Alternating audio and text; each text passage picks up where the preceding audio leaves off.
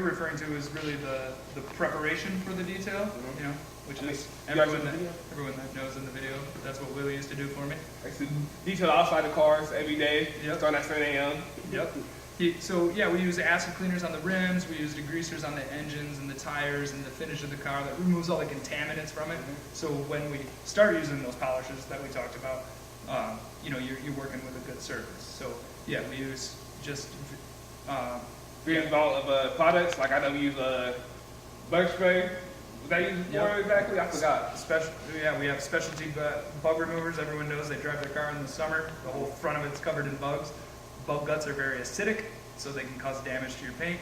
So yeah, we use a special formulated bug remover that is the whole front of the car is soaked in before we wash it, removes all that. Then we use degreasers, we use acids to remove all the fallout and acid rain kind of fallout from the paint. I get this question a lot. What is a clay bar?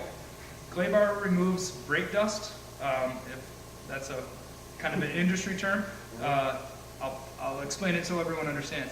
When your rims kind of turn dirty and brown and yellow, that's brake dust. That is your brake pads wearing down. So that same stuff that makes your rims dirty, if you've ever looked at a white car closely, the little orange speckles in the actual finish of the paint, that's brake dust. So a clay bar removes all that contaminants. What you don't want to do is take a high-speed buffing wheel and run it on a vehicle without removing the contaminants, because it can destroy the finish of the car. It'll scratch it instead of shine it. So that's why we clay bar cars. It just removes the contaminants. You want to start with a fresh palette, nice and smooth, like the day you bought it. And it's smooth. And he explained to me, like, why should you look out for most paints? I know before he told me, like, if the paint is new, you shouldn't touch it. Why is that? Well, once again, if it's a brand new car, well, there's nothing to remove. So sometimes, as you know from working here, we bring in cars that are 2017s. Well, we don't need to use those aggressive cleaners and acids and degreasers. They're very caustic chemicals. So when we don't need them, let's not use them. And from a business perspective, they're very expensive.